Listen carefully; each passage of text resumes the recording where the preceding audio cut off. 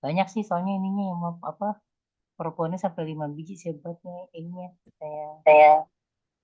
Nah, keren-keren ya. Ayo, kamera nyala semua. Alvin, Sintalesa. Alvin, Sintalesa.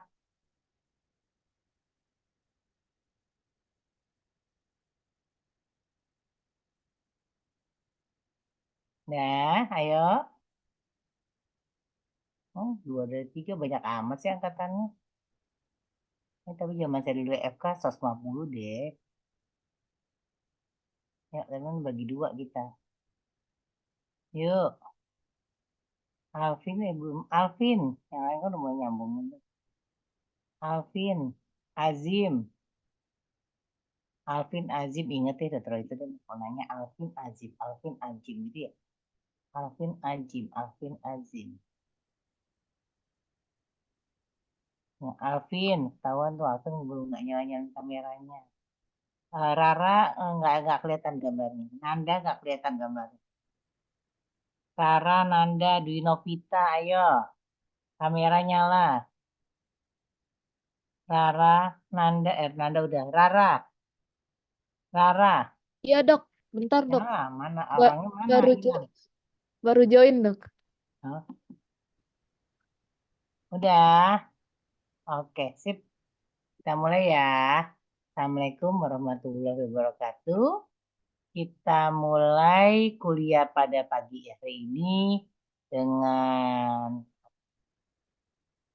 ucapan basmalah Bismillahirrahmanirrahim. Saya Syarsi, kita belajar tentang kejang dulu ya. Kejang pada anak, baru nanti infeksi saluran saraf pusat. Bentar ya. Kejang, kejang, kejang. Kejang demam.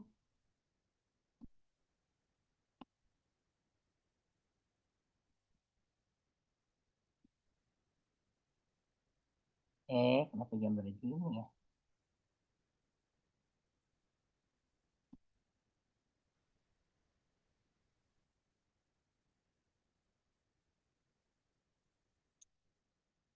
Bentar, bentar, nak, bentar, nak. Ada apa sih masalah ini? Ini kan udah nih ini. Kenapa kekecilan ini apa sih? Nak? Bentar ya, nak. Udah telat aku.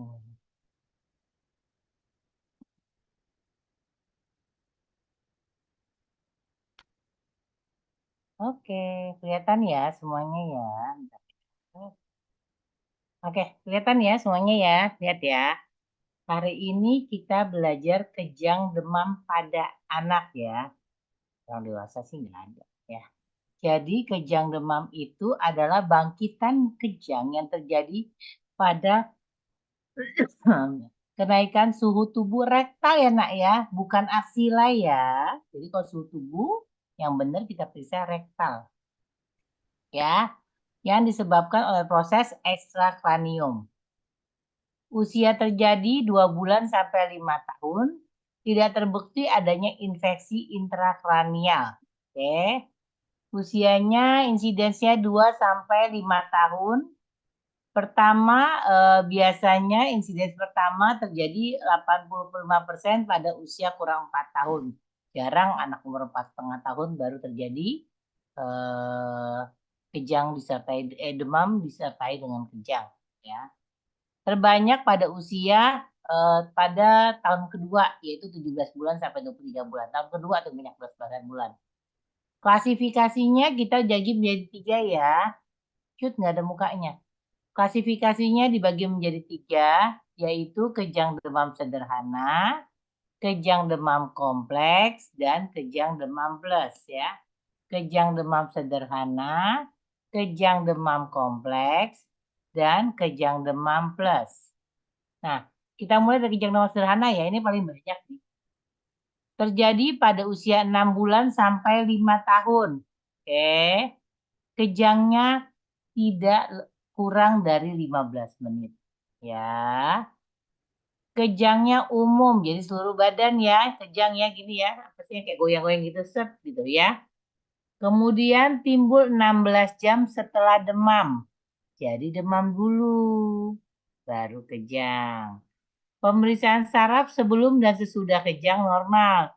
Jadi yang tadinya dia misalnya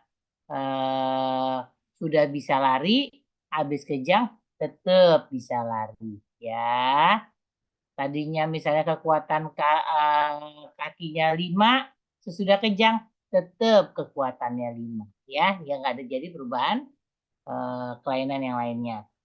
Frekuensinya maksimal 4 kali dalam setahun, hingga nyampe 5 kali. Dan ini merupakan kejang demam yang paling banyak, 80%. Ya, jadi kejang demam sederhana itu yang memang kejadiannya jarang, ya. Kemudian usianya juga di sini. Kemudian juga enggak lama, ya. Dan kejangnya umum ya, seluruh badan ya. Lalu yang kedua itu kejang demam sederhana. Yang kedua kejang demam kompleks. Bedanya kejangnya lebih dari 15 menit atau dalam satu episode demam. Misalnya ini demam nih dari jam 6 pagi sampai jam 5 sore. Sampai jam demam sama 4 jam. Tapi dia udah kejang 2-3 kali. Artinya masuk dalam kejang demam kompleks. Oke, ya. Dalam satu episode demam, dia kejangnya lebih dari 1 kali. Kejangnya vokal. Vokal tuh misalnya tangannya aja nih. Gini, sebelah doang. Atau kakinya aja sebelah doang. Itu namanya vokal. Ya.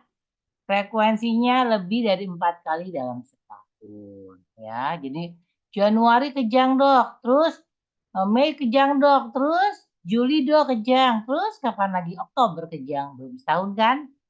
Ya kan? Terus kejang lagi kapan? Desember. 5 kali ya dalam setahun. Tapi dia masuk dalam kejang demam kompleks. Jadi bedanya beda lamanya, beda frekuensi, beda umum menjadi vokal, ya, dan banyaknya kejang dalam satu episode demam. Ya, yang kedua ini yang kompleks ya. Yang ketiga adalah kejang demam plus. Saya dapat nih beberapa nih. Pada usia lebih dari 6 tahun. Saya dapat waktu itu anak 8 tahun, anak 10 tahun. Dia kejang dengan disertai dengan demam. Panasnya tinggi dok 9. 39. Dulu pernah kejang nggak? Saya tanya. Pernah dok. Dulu memang waktu kecil pernah kejang demam 2 kali. Ya, jadi ada yang disebut dengan kejang demam plus.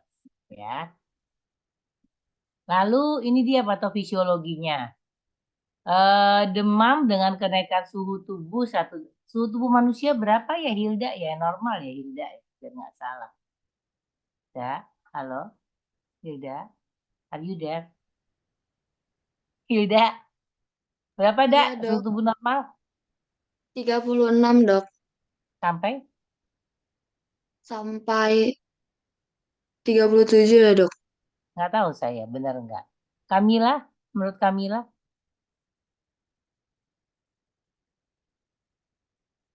yang ya dok 36 sampai 37 dok gitu. 36 sampai 37,3 dok. 36 koma berapa? 36 sampai 37,3 dok. 5,3 ya. Surya, Surya 36,5 sampai 37,5 dok. yes, ya. 36,5 sampai 37,5, tapi suhunya rektal ya nak ya. Bukan suhu aksila, ya. Hitungannya rektal. Kalau rektal artinya beda dengan aksila sekitar 0,8. Ya, 36,5 sampai 37,5 lebih panas di rektal. Ya. Jadi kalau secara itu sekitar 36 sampai 37 kalau kalau apa? Aksila. Tapi kalau rektal dia lebih ya. Kemudian ya metabolisme basal juga meningkat ya kalau suhu kita naik, berarti metabolisme basalnya juga meningkat sekitar 10-15%. Hal ini menyebabkan perubahan keseimbangan dari membran sel neuron sehingga terjadi fusi antara ion kalium dengan ion natrium yang menyebabkan lepas muatan listrik yang menimbulkan kejang. Tapi ini nggak terjadi pada semua orang. Ada kok yang pada kemarin prosesnya berkali-kali ya. Panas 41, panas. Udah nggak bisa dihitung tuh. Termometer kan sampai 42 ya. Udah nggak bisa dihitung. Waduh, udah nggak bisa dihitung kata kita. Nggak kejang tuh. Tuh, ada faktor-faktor tertentu ya yang mempengaruhi ya. Nggak semuanya kejang. Nggak semuanya panas tinggi kejang. Nah, tata laksananya bagaimana? Kita harus tahu pada saat fase akut, yaitu pada saat kejang, harus apa yang kita lakukan. Kemudian yang kedua, harus tahu tuh, dia kejangnya atau demamnya itu disebabkan oleh apa? Dicari penyebabnya. Jangan cuma kejang berarti ya selesai, kejang berarti selesai. Ya enggak lah. Ya, harus dicari penyebabnya supaya kejangnya tidak berulang. Kalau penyebabnya itu lagi ya, lo lagi gitu ya. Maka dia akan kembali kejang, percuma kan? Kita ngobatin harus cari penyebabnya ya. Nggak cuma ya udah Bu minum paracetamol, udah Bu minum diazepam ya nggak gitulah ya. Tetap harus cari penyebabnya dan kita akan bilang, misalnya ternyata dia kejang demam bolak-balik karena ISK berulang karena anaknya fimosis. Berarti kan kita tahu, oh ini fimosis, berarti tindakannya harus misalnya sirkumsisi, diberesin supaya dia nggak kembali demam gitu loh. Ya gitu ya. Oh, dia demam karena misalnya apa namanya minumnya kurang, misalnya diperbaiki cari. Oh, minumnya harus sekian Bu sehari, gitu, misalnya ya. Kemudian yang ketiga, profilaksis terhadap berulangnya kejang. Jadi pada kejang-kejang tertentu kita berikan profilaksis ya. Mantap. Fase akut ya, kalau pasien datang nih ya udah enggak. Ya, pasien datang ke UGD.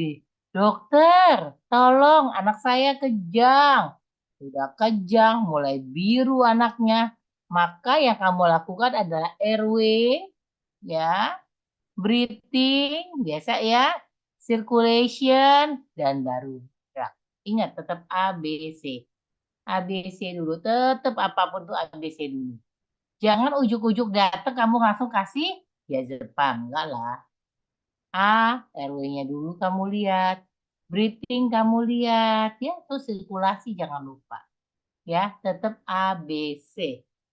Ya, tetap ABC kalau ada pasien dengan kejang. Oke. Yang kedua, mencari dan mengobati penyebab. Yang pertama, lumbal fungsi pada bayi kurang dari 6 bulan. Kira-kira Zakwan, lumbal fungsi pada bayi kurang dari 6 bulan apa sih? Kenapa sih kejang demam pada bayi umurnya kurang? Kemarin saya ketemu pasien kejang demam 5 bulan 2 minggu. Kejangnya katanya 8 kali dalam satu episode demam. Waktu itu kejangnya di mana ya posisinya ya? Di mana gitu, bukan di sini, di Jawa. Di Jawa katanya, habis pulang kampung Dok, di Jawa gitu cerita sama saya. Di sana demamnya, dia kejang sampai 8 kali. Karena orang tua nggak tahu itu kejang gitu loh. Ya, nah itu kira-kira apa ya? Kenapa ya pada bayi kurang dari 6 bulan harus kita lakukan lumbal fungsi? Lumbal fungsi tahu ya, ambil cairan ya, ini ya, CS. Kira-kira Zakwan boleh jawab yuk. Nggak apa-apa, salah nggak apa-apa ya Wan, boleh. Ya Wan, Wan boleh. Ya deh, taruh yang tas stop dulu ya, nanti kita lihat ya kenapa ya. Buat ya kelompok 1 ntar. Yang kedua, pemeriksaan penunjang lainnya, misalnya darah perifer lengkap gitu ya, urin lengkap kalau yang itu ya. Yang ketiga tidak perlu EEG. Mengapa? Yang kedua ya, ada 2 pertanyaan ya. 1, kenapa lumbal fungsi harus dilakukan pada bayi kurang dari 6 bulan? Dan yang kedua, tapi untuk kejang yang pertama kali ya, kalau kejang berikutnya kita tahu bahwa nanti kejang demam. Tidak perlu EEG. Kemudian kita lakukan CT scan dan MRI atas indikasi. Kalau nggak dikasih nggak perlu ya nak ya. Profilaksisnya ada 2. Ada yang kita berikan saat demam, ya, atau yang terus-menerus, ya.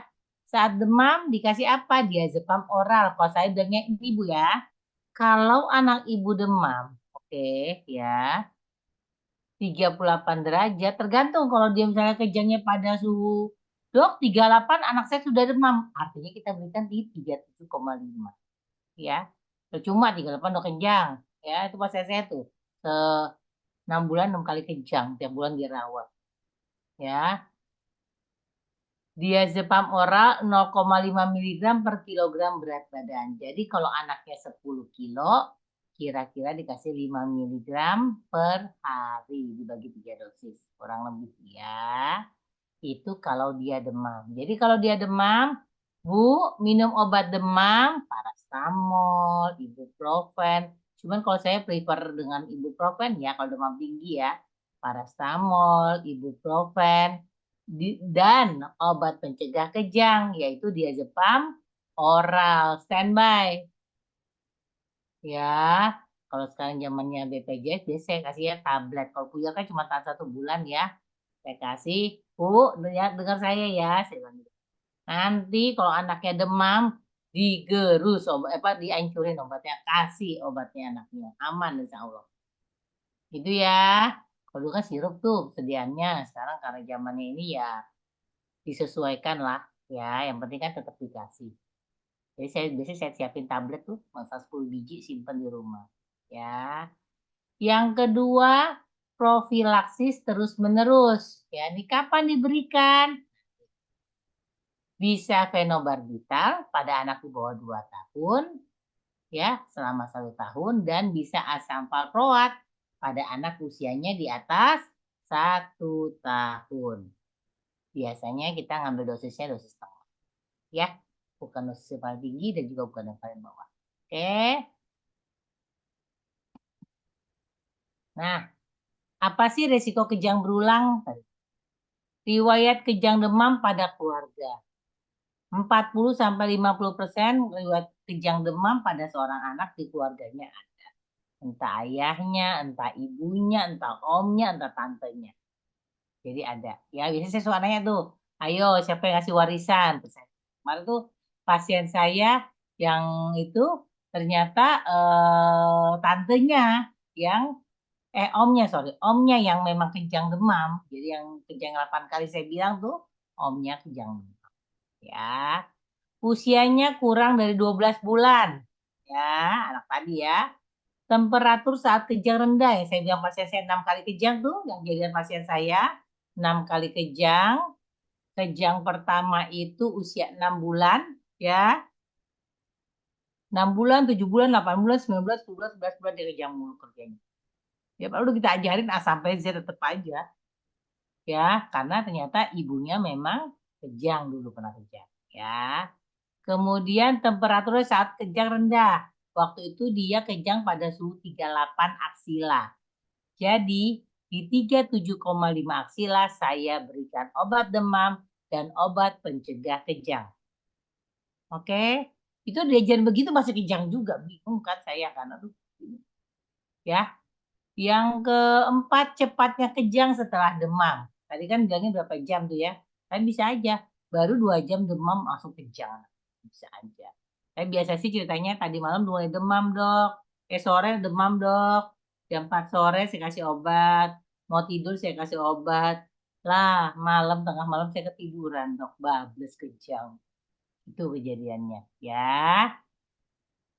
Jadi risikonya ada keluarga, suhunya rendah, kemudian anaknya di bawah 1 tahun, dan cepatnya kejang setelah demam.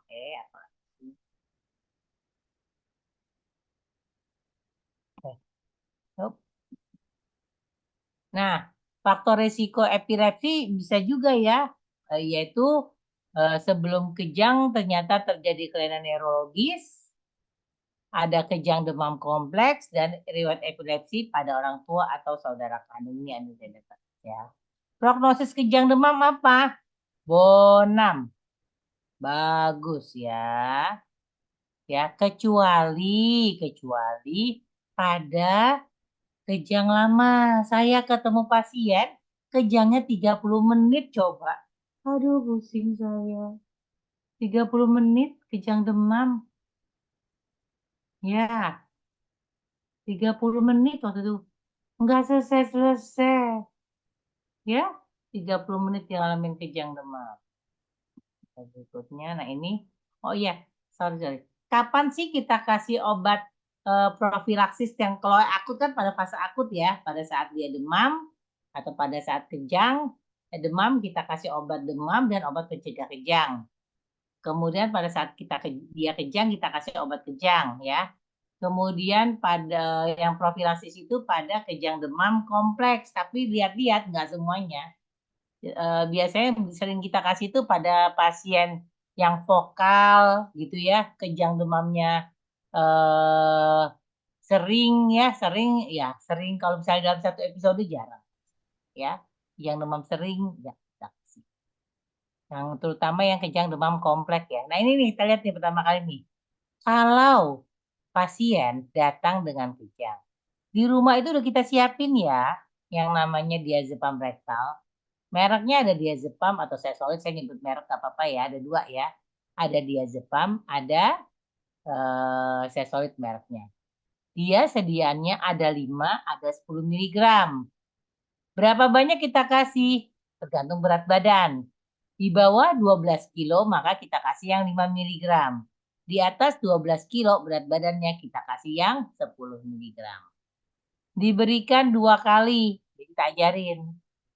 Dengan jarak 5 menit. Kasih. Diam dulu ya, habis ngasih ya. Jangan langsung dikasih lagi. Masih kejang dok. Tunggu, sabar. Kasih lagi. Ya, tunggu dulu. Ya, pelan-pelan. Karena obatnya kan harus bekerja kan. Ya, tunggu. Jadi pasien kalau kita di rumah tuh pasien ditidurkan, dimiringkan ke arah kanan karena kiri kan itu ya lambungnya ke arah kanan. Kemudian dimasukkan obat diazepam rektal, ya oksigen lah kalau misalnya di UGD pasang oksigen, breathingnya dilihat segala macam. Kemudian dimiring kemudian masukkan diazepam rektal.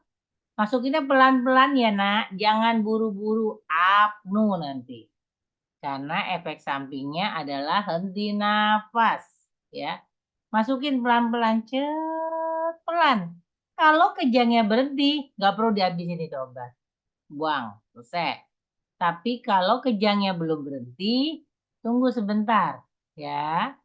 Jarak 5 menit, biasanya saya istirahat dulu, saya tunggu sebentar, saya masukin lagi. Tenang, jangan buru-buru.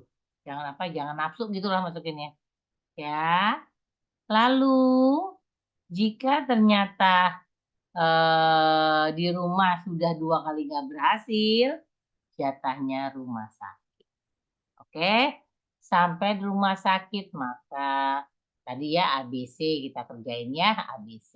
Oke, kalau belum terpasang IV line boleh dicoba rektal 1 kali lagi. Tapi kalau sudah terpasang IV line maka berikan diazepam dengan dosis 0,25 sampai 0,5 mg. Kita contohin ya, pasiennya 10 kilo. Di rumah sudah diberikan diazepam rektal 2 kali 5 mg. Karena 12 kilo kan. Ternyata masih kejang, dibawalah ke rumah sakit. Dokter, tolong anak saya kejang, saya udah kasih nih diazepam lewat anus 2 kali, tapi masih kejang. Apa yang kamu lakukan?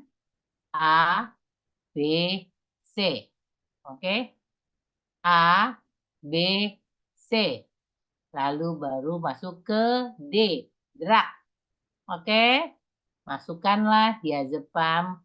Kalau IV line-nya nggak dapat, rektal dulu. Tapi kalau IV line-nya dapat, masukkanlah IV line, lewat IV. Ya. Nah, pada waktu IV kalau beratnya 10 kilo, artinya kamu bisa ngasih antara 2,5 mg, kalau beratnya 10 kilo ya, 2,5 mg sampai 5 mg. Masukin pelan-pelan ya, nggak boleh buru-buru ya. Tuh ada kecepatannya tuh. 2 mg per menit. Jadi kalau kamu masukin pelan-pelan, 2 menit, 1 pelan-pelan aja, santai aja pelan-pelan. Dan nunggu obatnya jalan secara sirkulasi. Ya, jadi kalau kita masukin, Tunggu dia jalan dulu baru kita ini. Tunggu 10 sampai 20 menit. Ya, pada saat itu kamu periksa tanda vital, gula darah, ya, elektrolit, AGD kalau perlu ya. Kemudian juga diperiksa oksimetrinya. Oke. Ternyata pasiennya masih kejang. Tunggu nih 20 menit nih. Artinya kita sudah 0, 10, 2, sudah 30 menit ya.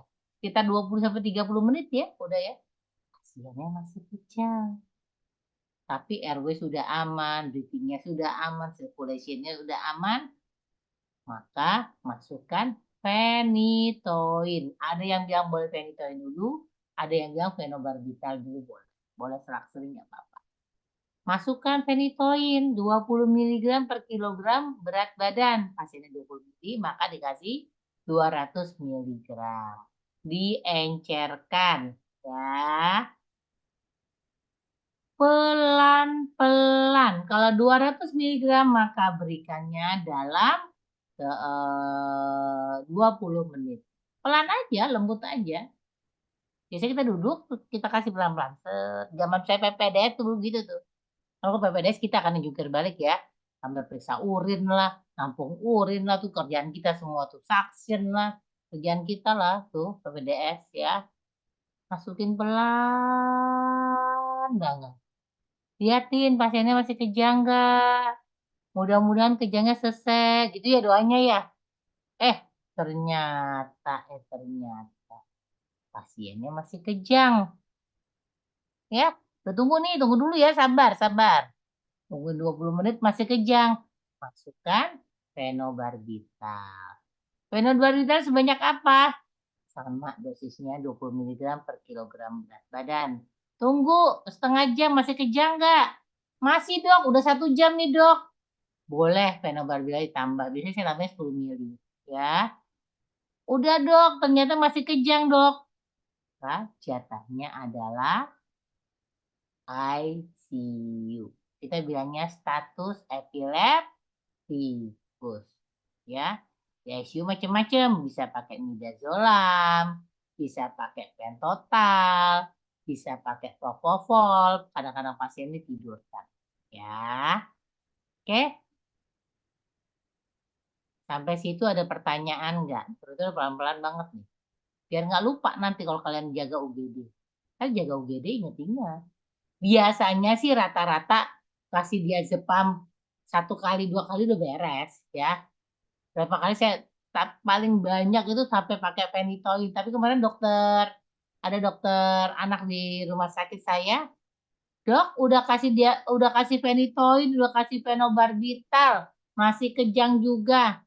Udah masukin ini oral kata saya.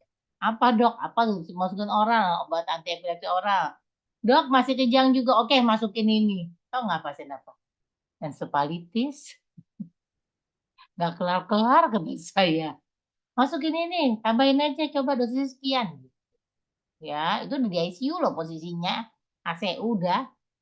Tetep aja masih kejang-kejang. Udah dikasih macam-macam. Encephalitis. Begitu saya masuk ke ruangan, ini mah udah rasa encephalitis. Kata kita, udah gejala sisanya.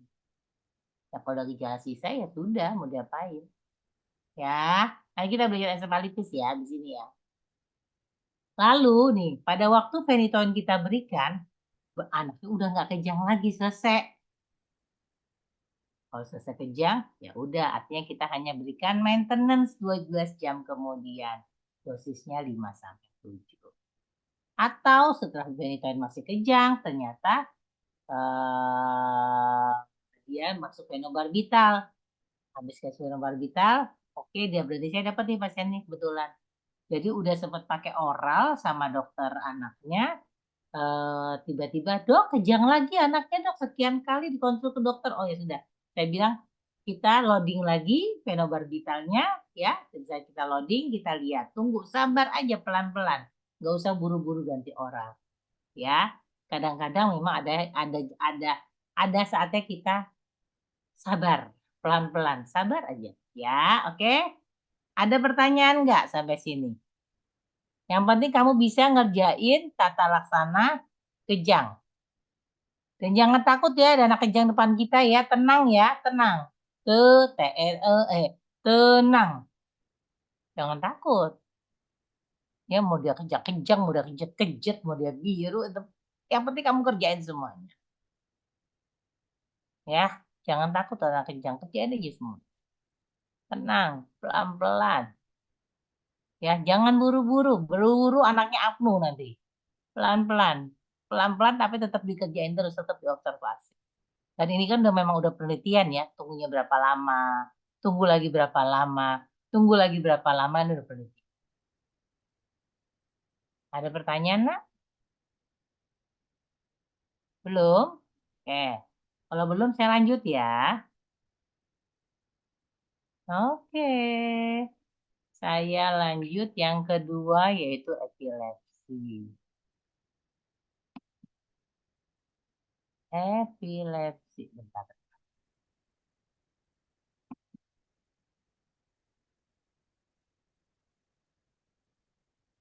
Mana epilepsi ya? Kok nggak ada? Alah, mana ya? Kayaknya udah saya ini kok. Epilepsi. Ini meningitis. Epilepsi, epilepsi, epilepsi. Ini kejang. Ini kejang udah.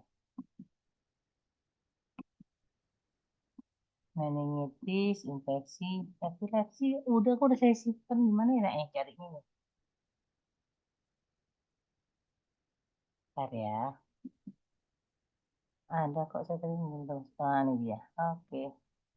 Oh, ini dia. Oh, bentar. Ini dia. Oh, nggak keluar ya.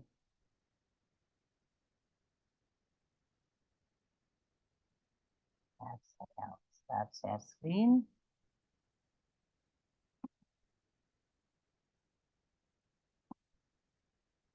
Epilepsi. Oh. Kok nggak masuk ke sini? Oh, ini dia. Oke, ini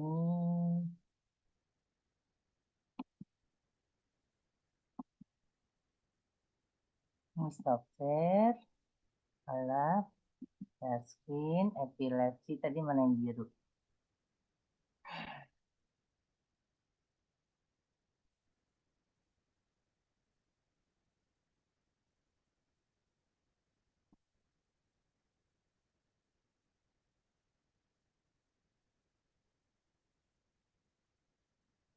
Kok nggak bisa sih, Nak? Karena ya, ada kok di ini. Oh, ini saya. Gimana ya caranya ngeluarinnya? Ini ada, udah saya simpen tuh. Yang ini epilepsi pada anak. Udah kelihatan ya, udah ya. Eh,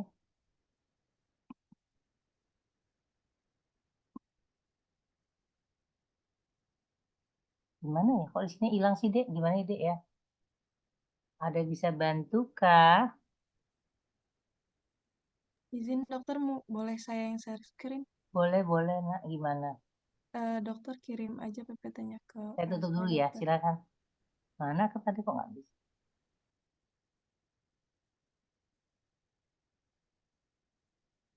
Ada kan udah saya simpan, di itunya nggak keluar. Yang ungu ya.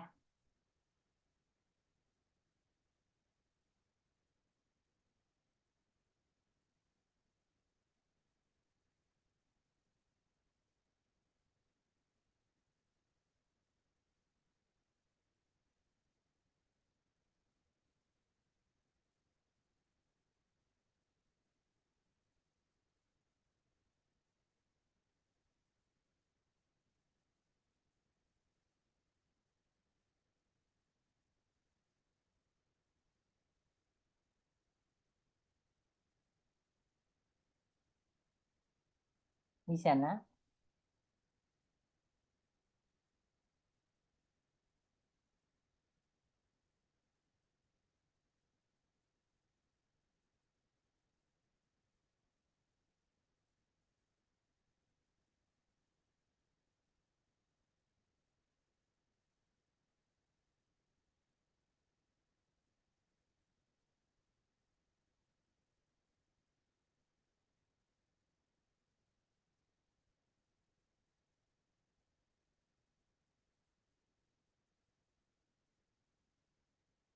Oh, kirim. Iya, bentar ya.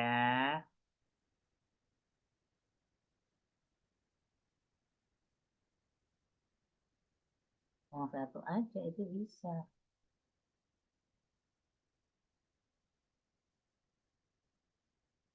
Tuh, kamu mana ya, Nak ya? Gambarnya. Ih. Bentar, sayang. Bener nggak? Enggak. Nah, udah. Oke. Kok nggak ada sih di situ gimana? Kalau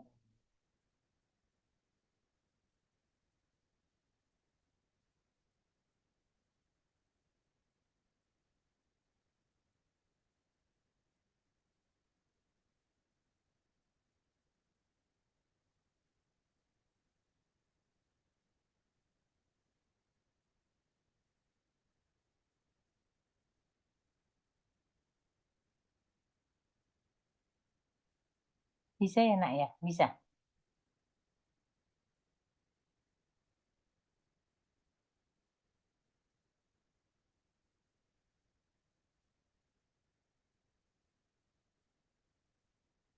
Oke. Devi yang ini nih, Devi ya.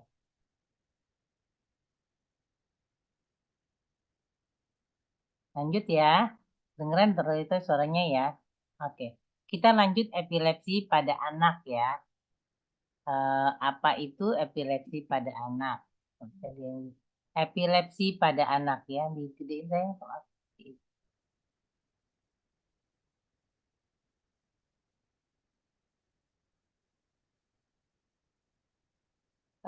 Di itu mas slideshow udah ya, slideshow udah. Nah, epilepsi itu merupakan kelainan neurologis yang paling sering dijumpai pada masa anak. Di Amerika tahun 2017, 150.000 epilepsi baru per tahun dan ternyata ada 3 juta penyandang epilepsi. Amerika tuh penduduknya berapa sih?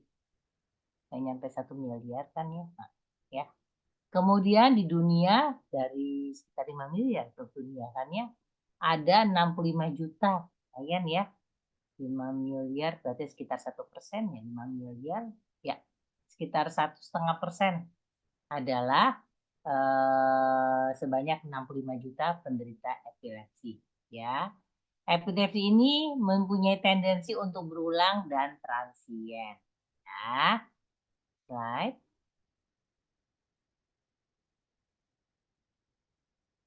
Slide ya.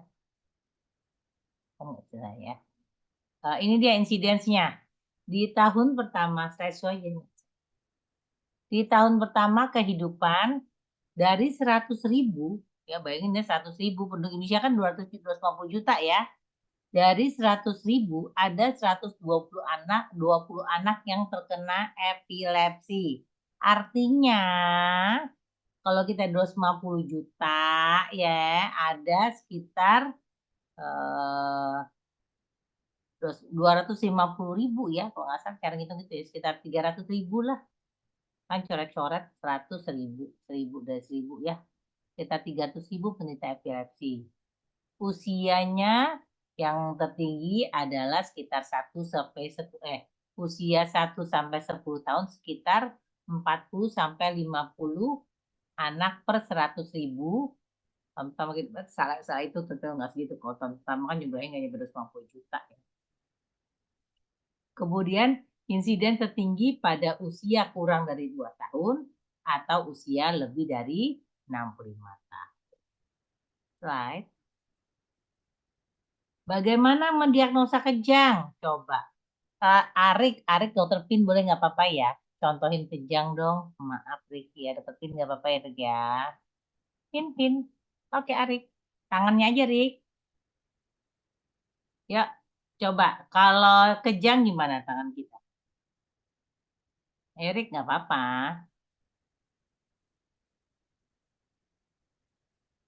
Gimana, Rik, tangannya, Rik?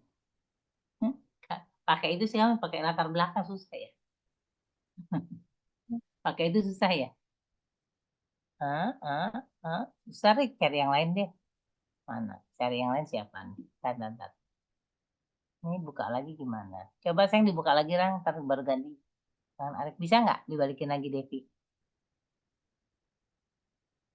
Harus dokter itu yang balikin ya. Susah, Arik. Susah, Arik. Nah, nah, nah. Arik susah. Susah, Arik. Gak bisa, gak begitu. Susah. Coba Devi, balikin lagi gimana nih saya balikin? Saya mau balikin saya punya. Saya mau nyontohin soalnya. Coba, saya harus balikin ya. Saya bingung, lupa. Saya balikin balikin Arik menjadi itu gimana saya? Oh, remove pin. Sorry, sorry. Jadi siapa? Nah, sini aja nih siapa nih? Coba. Nah, udah, sip. Kok cuman kamu doang? Devi doang ya? Temennya mana yang lain tuh? Gimana visi dokter itu bingung. Yang kelihatan nggak yang lain? Saya matiin dulu. Devi, Devi, coba deh balikinnya gimana? Bukan, agak teman-teman kamu gimana caranya? Biar bisa ngeliat saya. Saya balikin kemana, Vi? Kepencet apa, Vi? Ke option, bentar. Oh, nggak usah. Oke, dah. Oke ya. Apakah ini, teman-teman kamu lihat ya? Kelihatan kan?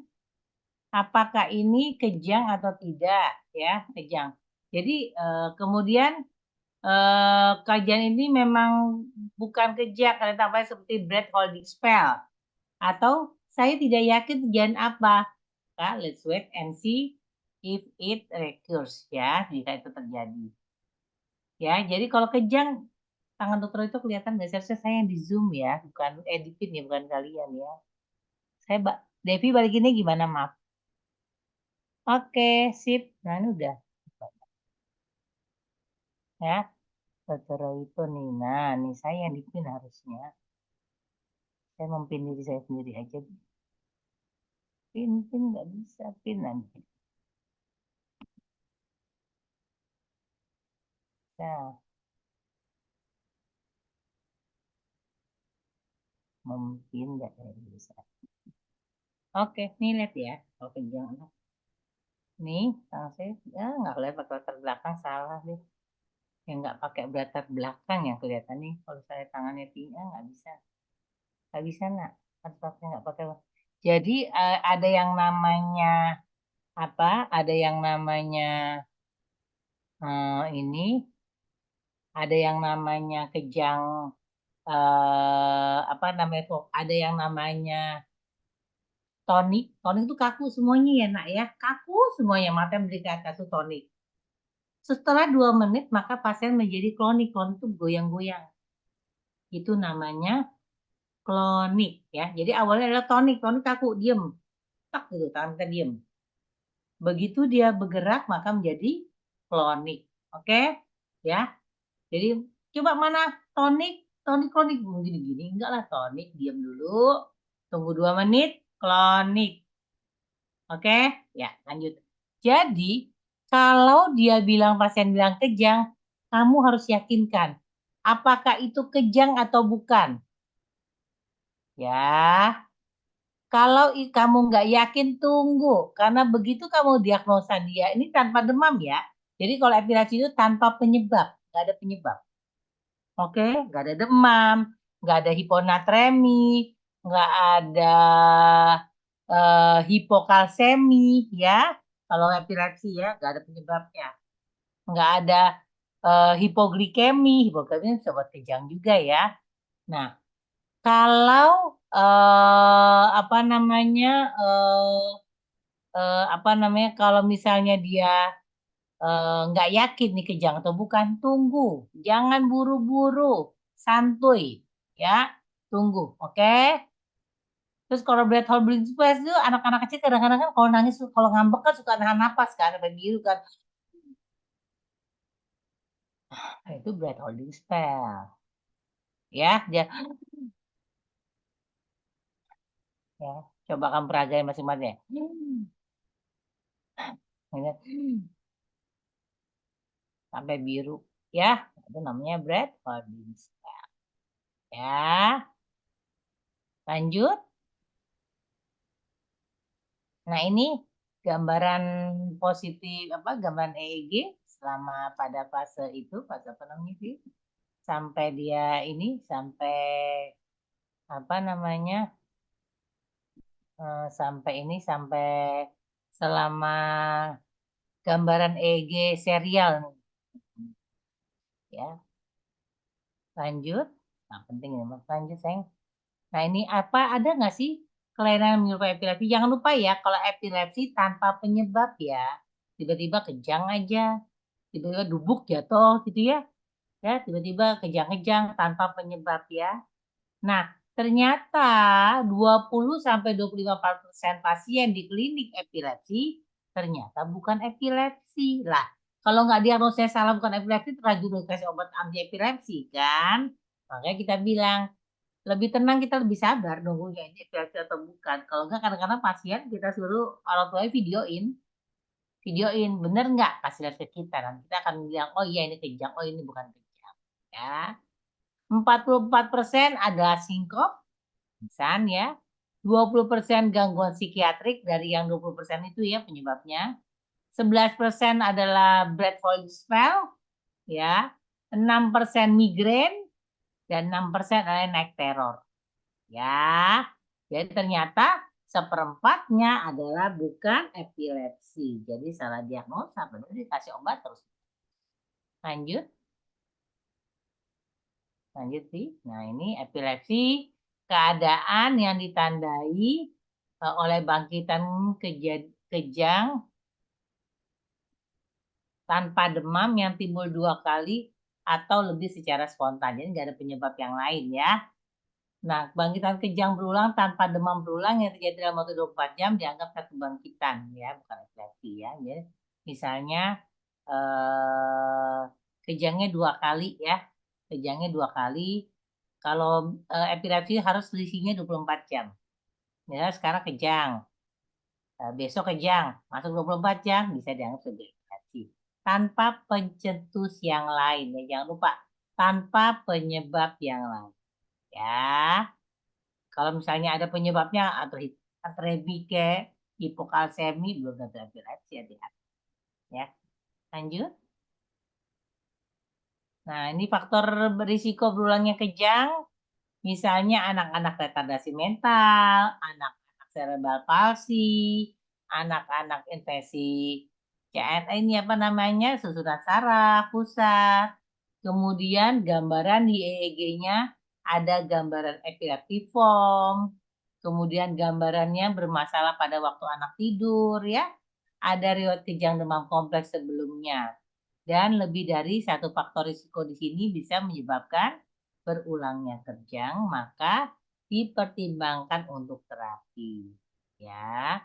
Jadi kalau ada anak kejang, pertama kali kejang nih ya, baru pertama nih kan kata dokter kalau sekali bukan epilepsi harus nunggu 24 jam, kalau ada kejang lagi baru epilepsi. Tapi kalau dia anaknya retardasi mental, cerebral palsy, anggap epilepsi. Atau kalau EEG-nya bermasalah ada gambaran epilepsi, maka anggap dia epilepsi, berarti pengobatannya 2 tahun ya. Atau sebelumnya ada kejang demam kompleks, maka anggap dia epilepsi atau sleep state ya, gambaran EEG-nya. Ya, sleep state. Lanjut. Nah, ini ya gambarannya bahwa ini sih yang pemeriksaan penunjang, lanjut aja nggak usah. Untuk kalian nggak usah ini. Lanjut ya. Nah, ini lanjut, ini nggak usah. Lanjut. Nah, ini dia klasifikasi kejang tahun 2017 yang terbaru. Ada yang vokal, yang satu tuk, duk, satu saja, atau yang general, seluruh badan. Kaku, terus oke, ya. Ada yang tonik saja, ada yang mioklonik, itunya aja, ya. Ada yang masuk refleks ya. Nah, itu namanya general seluruh badan. Atau ada yang tidak diketahui, ya. Ada yang tidak diketahui ya. Lanjut. Jadi pembagian sekarang vokal, general dan unknown. Nah, sekarang dia dibagi menjadi bahwa tipenya dari vokal, general, combine antara vokal dan general, baru unknown-nya. Sekarang terbaru ya. Nah, juga dilihat etiologi strukturnya. Pasien saya ada tuh, pasien autis dengan epilepsi. Nggak bisa kekontrol sama sekali. Dia tiap bulan kejang. Cuman alhamdulillah 1 bulan ini nggak kejang. Nah, masalahnya memang dia ada kelainan di otaknya yang harusnya dioperasi. Ya, kalau nggak selesai. Ya. Kemudian etiologi harus diketahui strukturalnya, apakah genetik, apakah ada infeksi, ada gangguan metabolik, imun, atau ada hal-hal yang tidak diketahui ya. Jadi sekarang bagi 4 ya, vokal, general, combine antara general dengan vokal, dan yang keempat adalah unknown. Lanjut. Nah, sindrom epilepsi yaitu sekumpulan gejala atau tanda yang termasuk kembali bentuk bangkitan, ada yang kelainan EEG, jadi ada kejang, ada kan EEG, usia, ada kelainan anatomis, etiologi, beratnya, dan prognosis. Biasanya kalau dia makin banyak macam-macam di dalamnya, maka prognosisnya makin tidak bagus. Itu dapat saya pasien autis dengan epilepsi, ya. Karena anatomisnya bermasalah sebenarnya, dan itu harus operasi, ya. Lanjut. Lanjut. Nah, yang utama adalah pemberiannya monoterapi ya, hanya 1 ya, nggak usah banyak-banyak ya. Kalau terapi pertama nggak berhasil, maka ganti ke terapi kedua, bukan ditambah. Ganti. Ternyata terapi kedua nggak berhasil, maka harus dikombinasi ya antara 2 obat anti epilepsi. Tapi kalau dengan 2 obat anti epilepsi yang utama tidak berhasil, maka ganti lagi. Dan yang terakhir ada diet ketogenik ataupun operasi yang saya bilang. Itu pasien itu dapat macam-macam, kagak kejang mulu tiap bulan. Ada pasien lebih parah lagi dulu di RCM. Kejangnya sehari bisa 100 kali. Cuman gitu dong, dek, dah, dek, dah, selesai. Sampai 100 kali capek kan dia ya, nggak ngapa-ngapain. Akhirnya dengan obat anti epilepsi 3 macam ya, 3 macam nih ya, berkurang jadi 10 sampai 15 kali. Kata orang tuanya, alhamdulillah dok, 10 sampai 15 kali kepala saya pusing. 10 sampai 15 kali dia bilang alhamdulillah. Ya, lanjut sayang. Nah ini ya, kalau dia epilepsinya parsial, maka obat utamanya adalah karbamazepin. Nah kan cukup sampai situ aja. Ya, kalau parsial adalah obat utamanya adalah karbamazepin. Ya, kan dosisnya lihat. Lanjut. Nah, kalau dia general, seluruh tubuh ya, maka bisa kalau untuk yang umum kita pakai asam valproat. Kalau yang juvenile absar sudah kasih aja ke itu ke dokter spesialis anak ya. Yang penting kalau epilepsinya umum, kamu kasihnya asam valproat yang pertama. Ya, kalau tadi yang yang vokal, maka berikannya karbamazepin. Udah sampai situ aja. Kalau ternyata nggak berhasil, rujuk. Nanti kalau kamu kerja di puskesmas, di klinik, ya, pegang pasien epilepsi, kalau dengan 1 macam obat nggak berhasil, RU, rujuk, ya, oke. Obatnya tapi dosisnya sampai maksimal ya dikasihnya ya, dan dosisnya ya sampai maksimal, ya. Kalau dosis maksimal nggak berhasil, artinya rujuk ya. Jangan lupa tadi kalau dia jenisnya vokal, kasihnya karbamazepin. Kalau jenisnya general, kasihnya asal valproat. Kan dosisnya baca ya. Lanjut. Ini nggak usah lanjut. Nggak usah ya. Lanjut.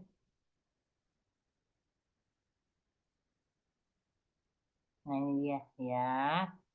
Kita lihat nih, karbamazepin untuk kejang parsial. ya. Dosisnya ini asam valproat bisa untuk kejang umum, untuk vokal, absans, dan mioklonik. Tapi utamanya adalah kejang, ya. Phenytoin bisa untuk kejang tonik-klonik, kejang parsial. Phenobarbital juga bisa, ya. Cuman phenobarbital hati-hati efek sampingnya, ya. Gangguan perilaku. Jadi biasanya diberikan anak sebelum anak usia 2 tahun.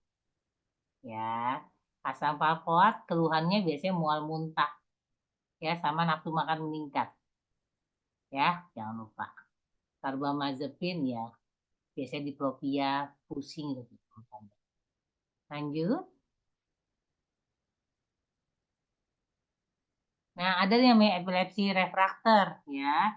Epilepsi yang pasien tadi saya, dia refraktor terdapat pada 20% penderita epilepsi. Biasanya anak-anak ini datang dengan retardasi mental, datang dengan pasien-pasien yang seperti saya bilang tadi ada autis, pokoknya ada kelainan yang lain.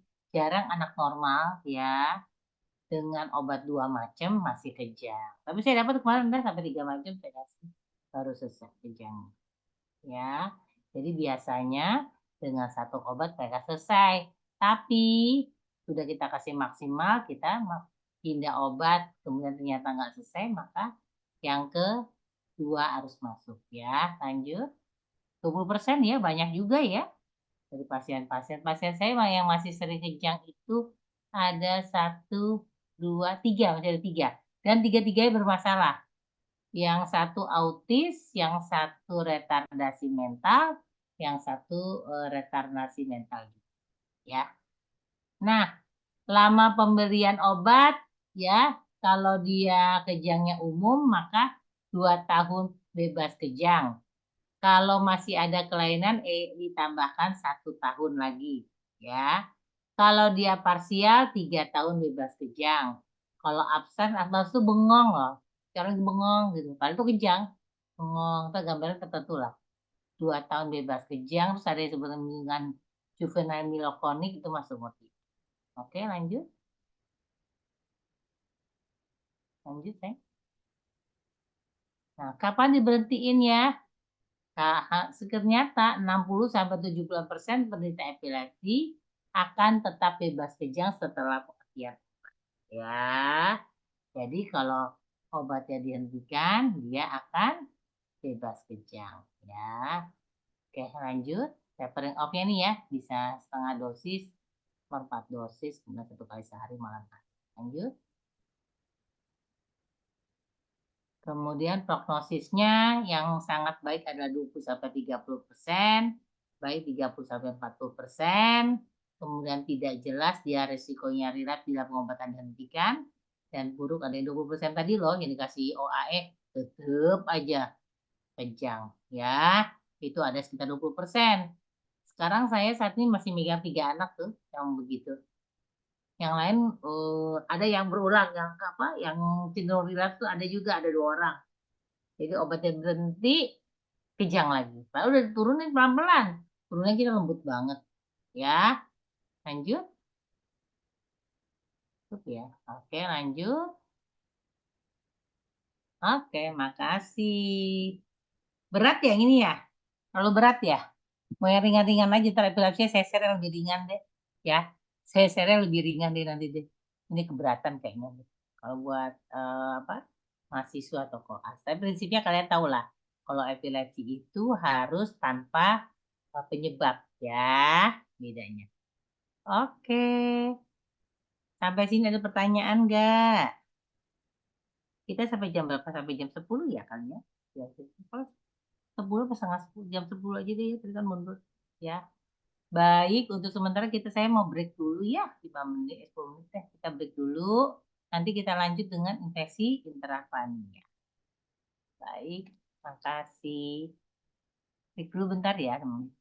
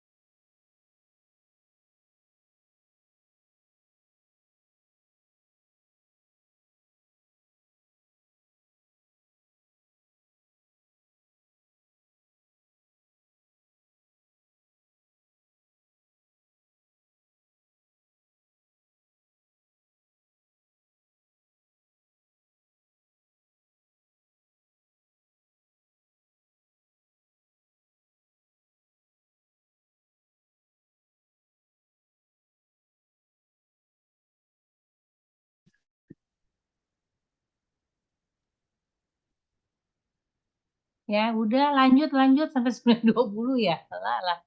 Ya udah sekarang sampai jam 10. Lanjut ya, Nak ya. Nyalain yuk kameranya yuk. Sorry. Aduh, tak cepet nih. Yuk, nyalain kamera lagi. Sorry, sayang. Sorry. Yuk, Putri Nadia. Udah ada kan? Ada semua kan? Nggak jadi istirahat. Ternyata. Yuk, nyalain kamera yuk. Azim masih ada. Siva, masih ada Siva. Yuk, nyalain yuk, sayang yuk. Sorry, sekarang baru sampai jam 10. Karena kosong. Tadi kan zoomnya kalau telat. Gak apa-apa ya, lanjut ya. Saya share screen ya. Sekarang kita infeksi intrakranial. Oke, ya.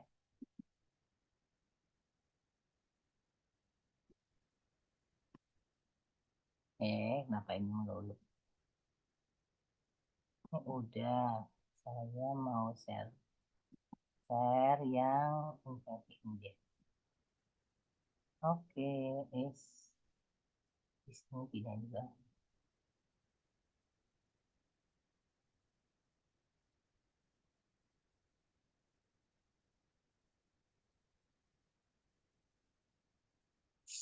Dan begini pakai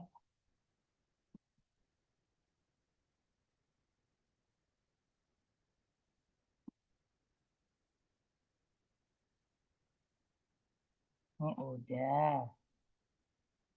Saya mau share yang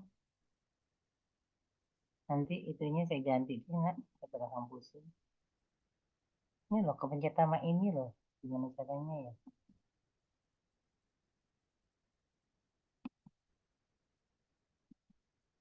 Oke.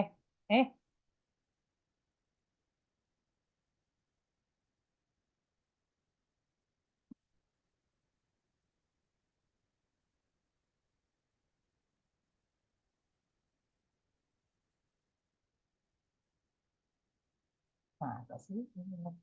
Kalau laptop anak saya ini laptop saya masalah soalnya. Enak ya. Enak ada yang ini soalnya.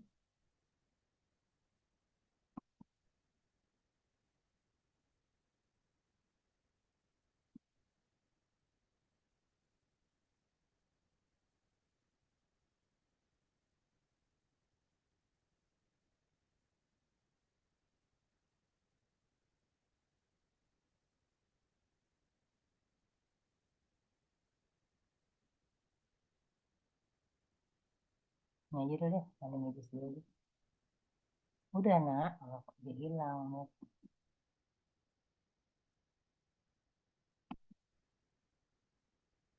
Devi saya kirim ke kamu aja Devi. Pusing saya. Kenapa laptopnya begini tadi enak. Saya sangkang.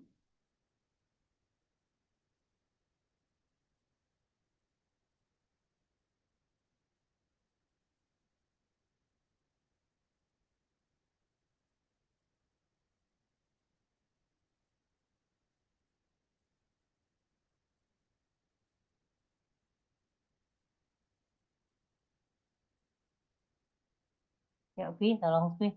Nggak tolong kalau itu. Susah. Yang itu aja infeksi intrakranial 2024 itu dulu aja. Mana Devi? Nggak bisa saya share screen-nya. Kepencet tetap kenapa tadi coba. Devi yang mau share screen ya Vi. Tolong ya Vi. Tahu kata kenapa? Tadi bisa. Yuk, ternyata kita masih hanya setengah jam lagi yuk. Oke. Kita mulai ya, infeksi intrakranial pada anak. Sekso ya, Vi.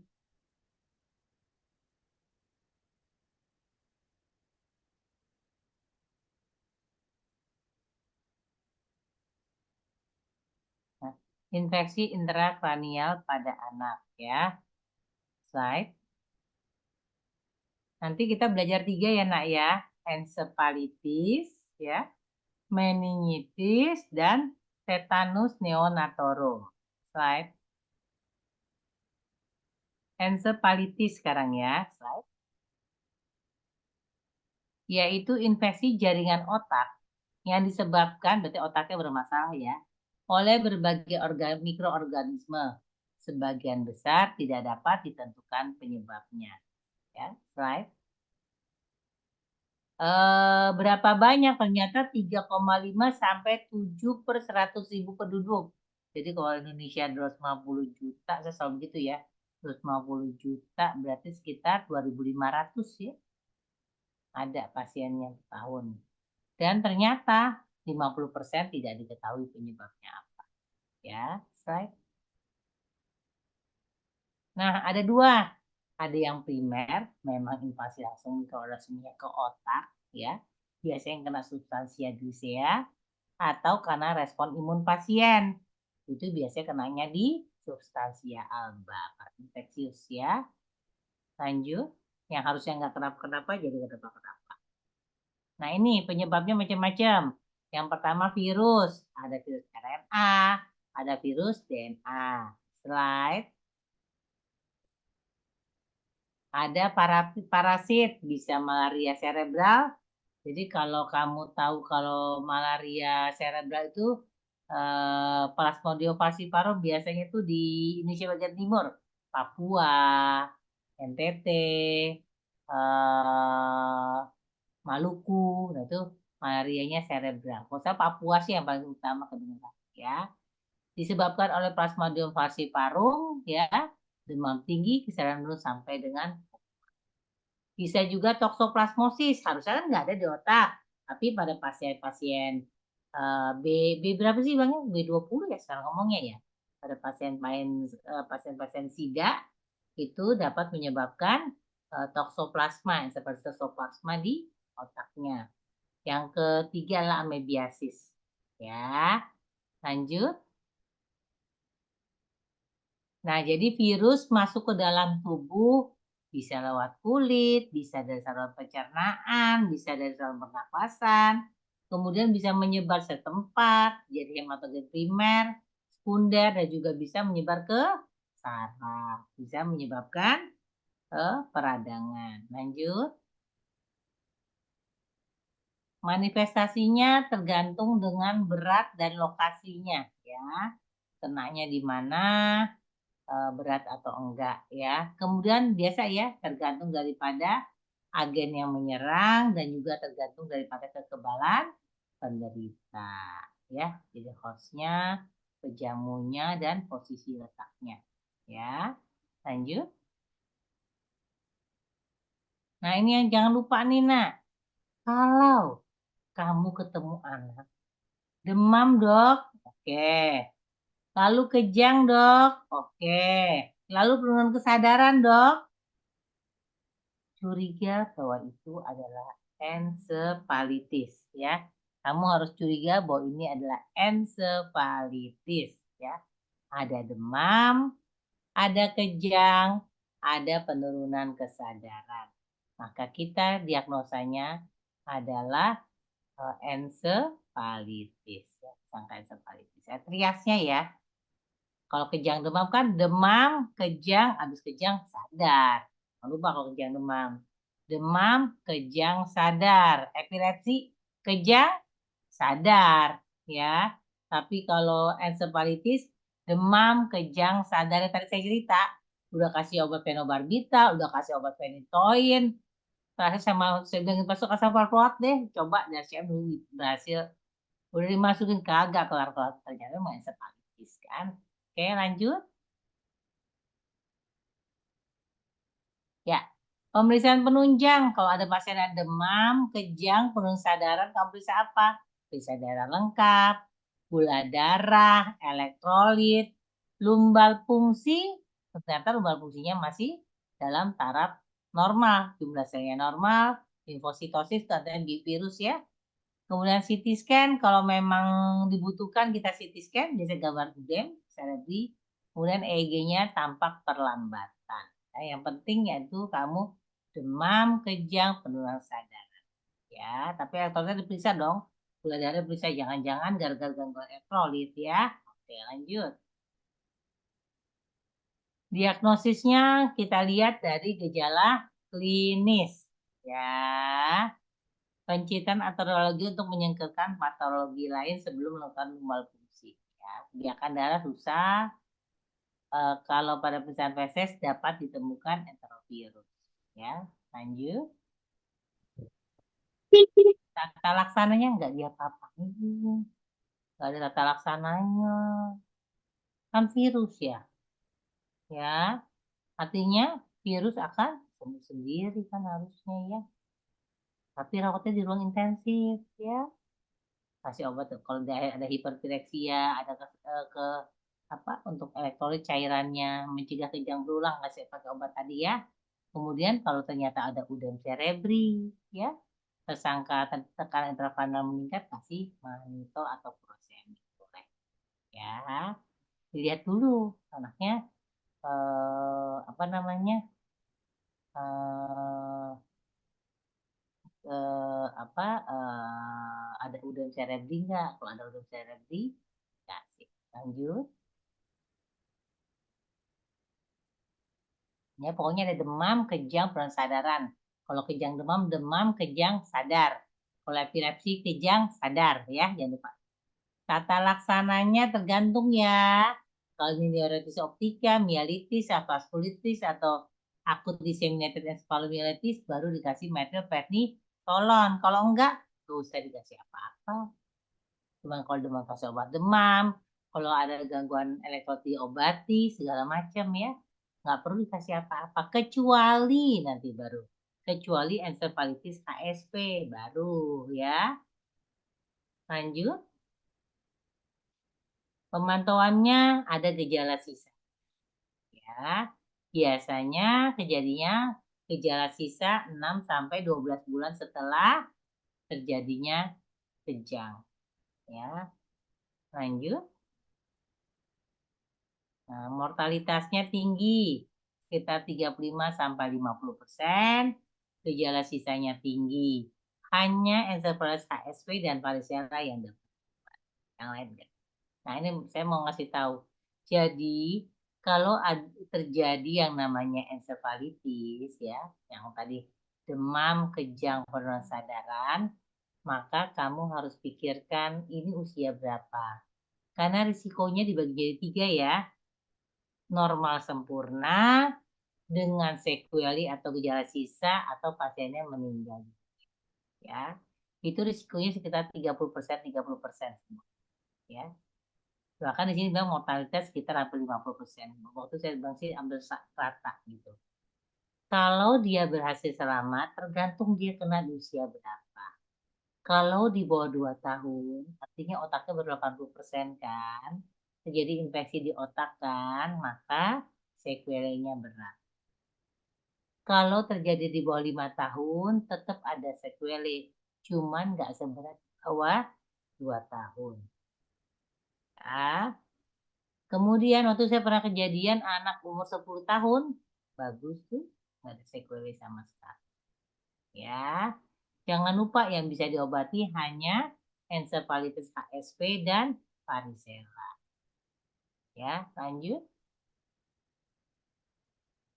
Gejala sisa ya, kerusakan otak permanen. Jadi begitu dia masih umur setahun, yang pasien kemarin itu yang saya cerita itu umurnya belum setahun, masih 6 bulan.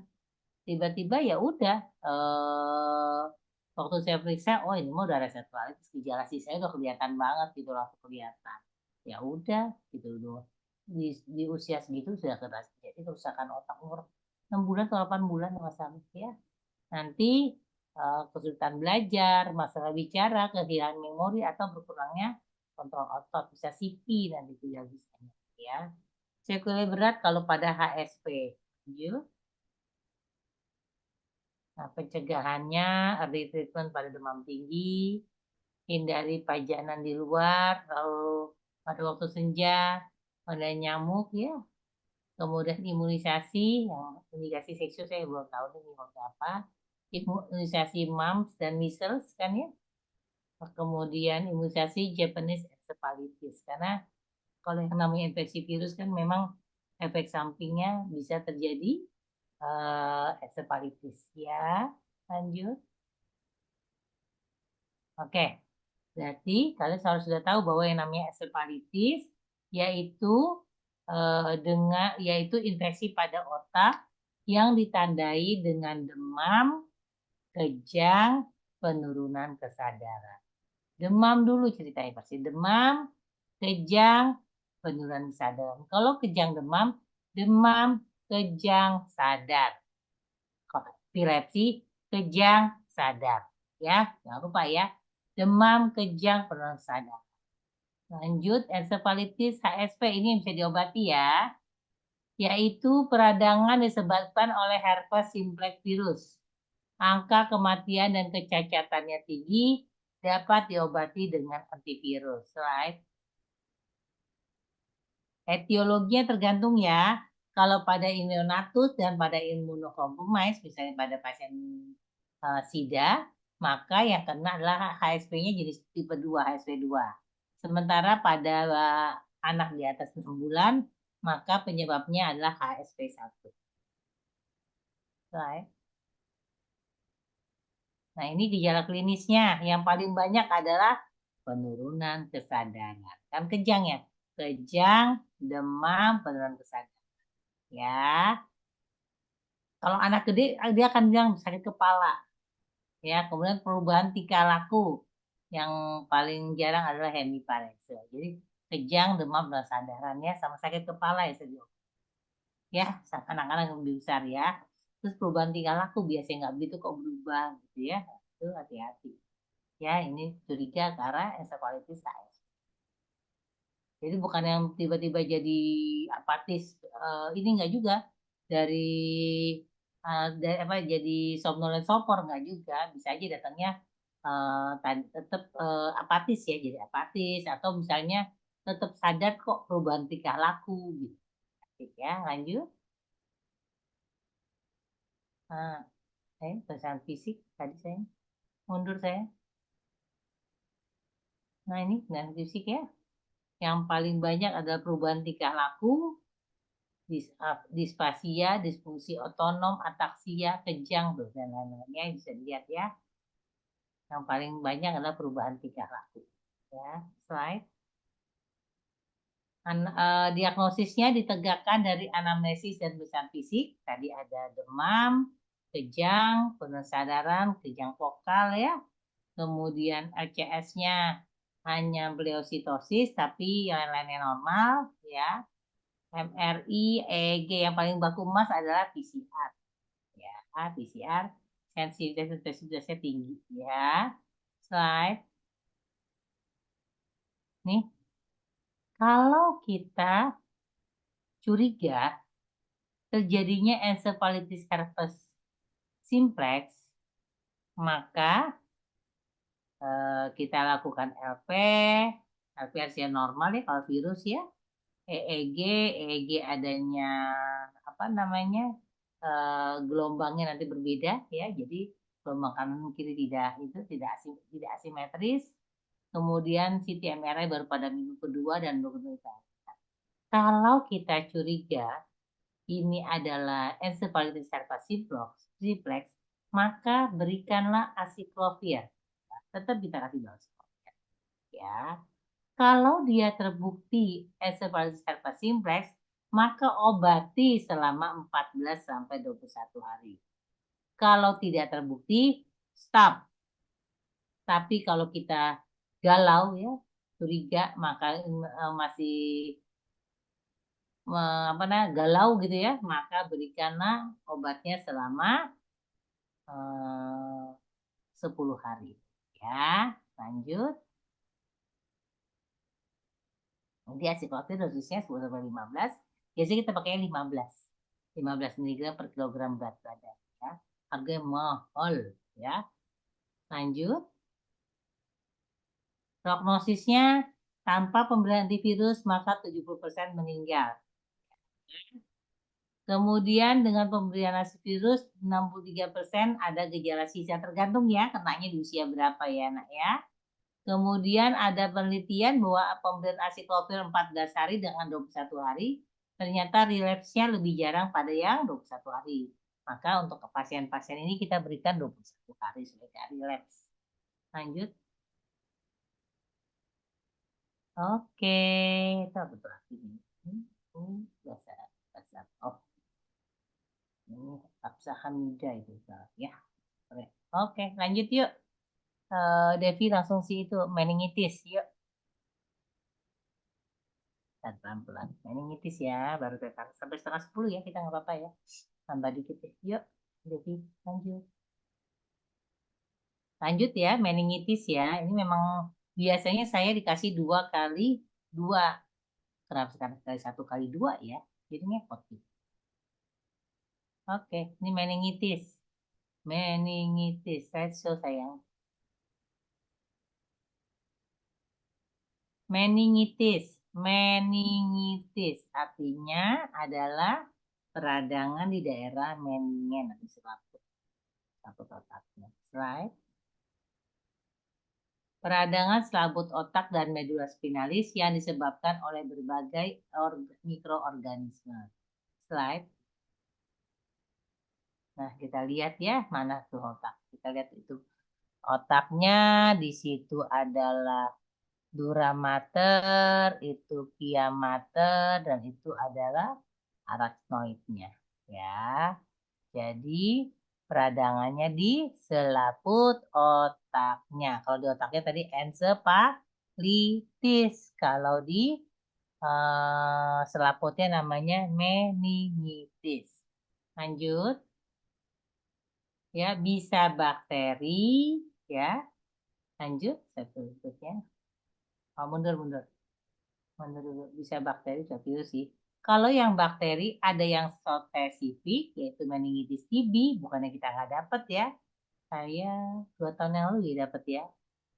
Bisa juga meningitis bisa bakteri, bisa virus, bisa jamur maupun parasit ya. Kalau bakteri ada yang spesifik pada TB dan ada yang non spesifik tuh macam-macam ya. Ada meningitis viral yaitu pada mumps dan measles, makanya harus imunisasi. Kemudian meningitis fungal dan parasit. Biasanya sih fungal parasit pada pasien-pasien imunokompromis. Ya, lanjut. Nah, ini etiologinya tergantung usia. Kebanyakan Streptococcus pada usia kurang dari 2 bulan, kemudian 2 bulan sampai 5 tahun. Untuk pneumonia, meningitis, dan influenza lebih dari 5 tahun tadi ya. Lanjut. Nah, ini infeksi selaput otak bisa melalui hematogen, perkontinuitatum maupun implantasi langsung. Ya, misalnya hematogen, misalnya ada infeksi di daerah faring, tonsil ya, bisa menyebabkan bakteriemi dan bisa nyampe ke meningen. Atau perkontinuitatum misalnya pada sinusitis sering tuh ya, atau abses otak ya, bisa ke meningennya. Atau implantasi langsung misalnya kecelakaan, trauma, bedah otak ya, lumbal fungsi yang enggak higienis ya, bisa menyebabkan meningitis. Lanjut.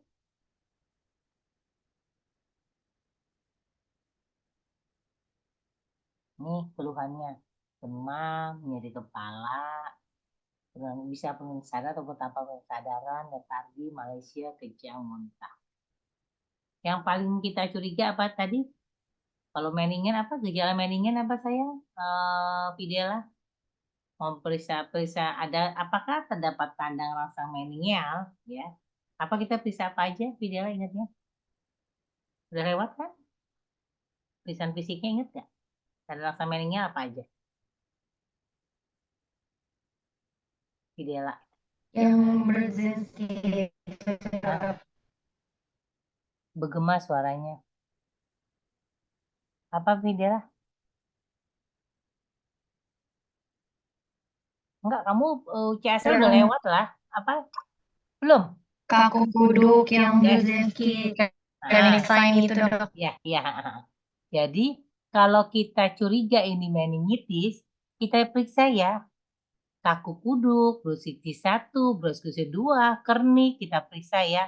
Apakah ini ke arah meningitis ya.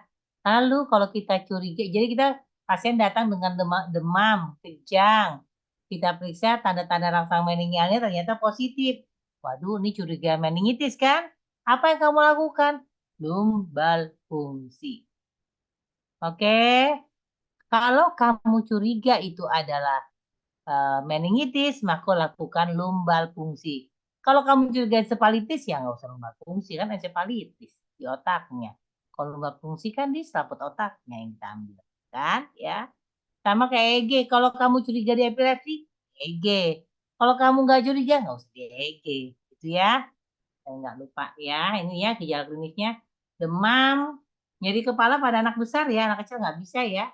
Kejang, penurunan kesadaran, dan ada tanda kaku kuduk. Ini sekarang jawab yang tadi nih. Kenapa anak demam, kejang, pada usia kurang dari 6 bulan, kita lakukan lumbal fungsi? Karena di 6 bulan akan susah meriksa tanda rangsang meningial. Periksa kaku kuduk, periksa fungsi 1, 2, kernik, itu susah banget kerjainnya. Ya, tapi di atas itu sudah bisa kita kerjakan. Ya, lanjut saya. Nah, dari anamnesis kita tanya, ada infeksi enggak? Ya, saluran cerna, terus ada batuk pilek, diare, muntah, ya. Pemeriksaan fisik apa yang kamu lihat? Kesadarannya dulu, GCS-nya. Ya, udah bayar GCS kan? Kemudian apakah terdapat peningkatan tanda-tanda intrakranial, ubun-ubunnya membonjol? Itu pada yang ubun-ubunnya belum ketutup, berarti di bawah 18 bulan ya. Kemudian tadi rangsang meningial tuh, tadi sampai tuh, yang saya tanya tadi ya. Dan susah kalau di bawah 1 tahun lagi susah diberikan. Kemudian ada defisit neurologi vokal, bisa hemiparese, tetraparese, tapi kadang-kadang kita nggak nemu apa-apa, jujur ada. Ada tanda infeksi di tempat lain. Slide. Nah, pemeriksaan penunjang biasanya darah lengkap, kultur darah, gula darah, dan elektrolit. Hasil lumbal fungsi mempengaruhi apakah ini meningitis bakteri, apakah ini meningitis virus. Apakah ini jamur ataukah ini parasit ya. Jadi kita ngelihat, dan yang utama adalah di kultur. LCS-nya di kultur yang utama. Pada waktu penulisan LCS kita lihat nih None dan Pandi ya. Jadi kamu belajar. Udah lama saya nggak lakukan lumbal fungsi aja ngerjain. Sebulan sekali ada aja yang lumbal fungsi, udah lama ya. None dan Pandi. None itu bentuknya kayak cincin none. Kalau Pandi warnanya aja keruh atau tidak. Jumlah sel, ya, protein dan glukosa. Ya, kalau kamu ketemu di lumbal fungsi cairannya keruh, butek gitu keruh ya, curiga dia adalah infeksi meningitis bakterialis. Kalau dia bening, curiga dia virus. Tapi kalau dia warnanya tengah-tengah, santokrom kita bilang, agak kekuning-kuningan, kita curiga dia adalah tuberkulosa. Tapi tetap kita periksa kulturnya dan juga periksa jumlah sel dan lain-lain. Protein glukosa kita periksa. Right?